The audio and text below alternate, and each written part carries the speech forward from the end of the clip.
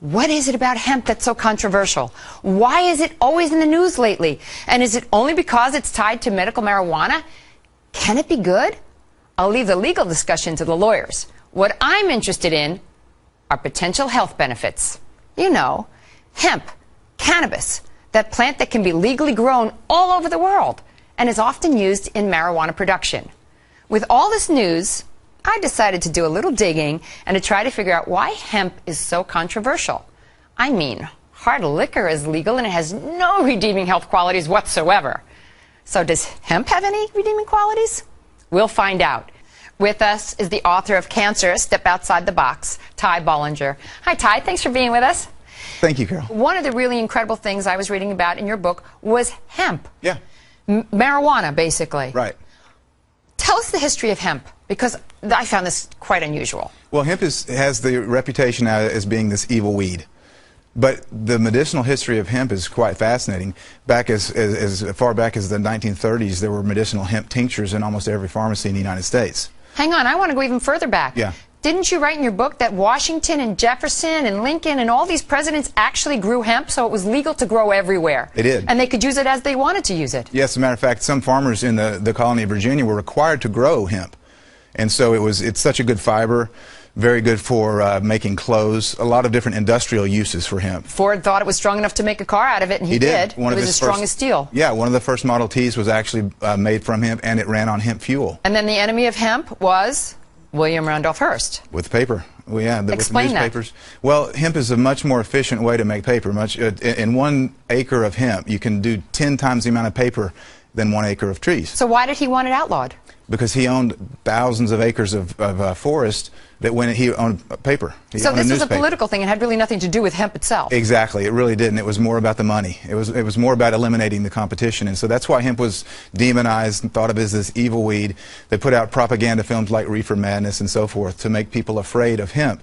When in reality, that's one small use of hemp, the recreational use, which is we call it marijuana. But that was a slang term that they developed to make people afraid of it. Oh, heck, Mary Jane, doobies, everything. I mean, you've got a lot of slang terms for it. So in the 1930s, they made tinctures. What were they making the tinctures for, and why were they doing these tinctures? Well, I mean, the medicinal uses of hemp are just numerous. The hemp helps, well, we can talk about the cancer effects of hemp, but it helps with inflammation. It's very anti-inflammatory. It helps with seizures. It's very effective with PTSD for the vets that are coming back that have post-traumatic traumatic stress disorder. Mm-hmm. Very effective at treating that.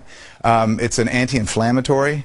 But then the uses of hemp for cancer, what I've studied, because of my book, Cancer, Step Outside the Box, and the number of cancers, there's about a dozen different cancers that have been studied in depth with medicinal marijuana, with hemp. And so the studies, from brain cancer to prostate cancer to pancreatic cancer, uterine cancer, cervical cancer, prostate cancer, it's amazing. Okay, so what is in hemp that it's this THC, correct? Well, there's chemicals that are called cannabinoids. Right. THC is short for delta-9 tetrahydrocannabinol. I'm glad you said it because I couldn't. That's the only time I'll get it right. I'm glad I got it right.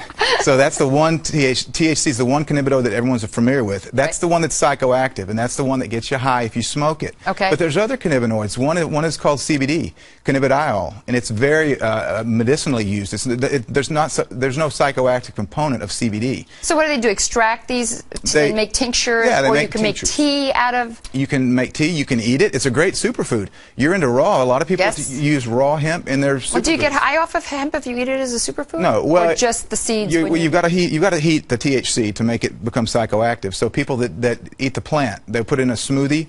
You know, there's super green smoothies. Right. You're not going to get high off of that because you didn't superheat it. But is it then, if you put it in the smoothie like that, is it good prevention to cancer? It is. It's very well. It's got a perfect ratio of omega-3 to 6 fatty acids. It's got more GLA, gamma-linolenic acid, than any other plant. So it's got some really great fats. You're well aware of the importance of good fats in your diet. Yeah. So hemp it's a perfect superfood to eat. But it's also medicinal. I just never understood why hemp had gotten such a bad rap, and now I understand that it was really politically motivated by somebody who owned basically trees and didn't want to be in competition with the hemp to make paper. And yet, throughout the years after that, so many people suffered because of that. Yeah. So I guess it's actually a good thing that people are coming around a little bit. It is. I'm really encouraged about the different legislation in different states that are trying to legalize medicinal hemp because of the fact that it is so good. It's not just a superfood. It's not just great for industrial uses, as we've mentioned, but it's a really good medicine. Thank you so much for coming on, Ty. I really appreciate you being here. Thank you, Carol. Appreciate it.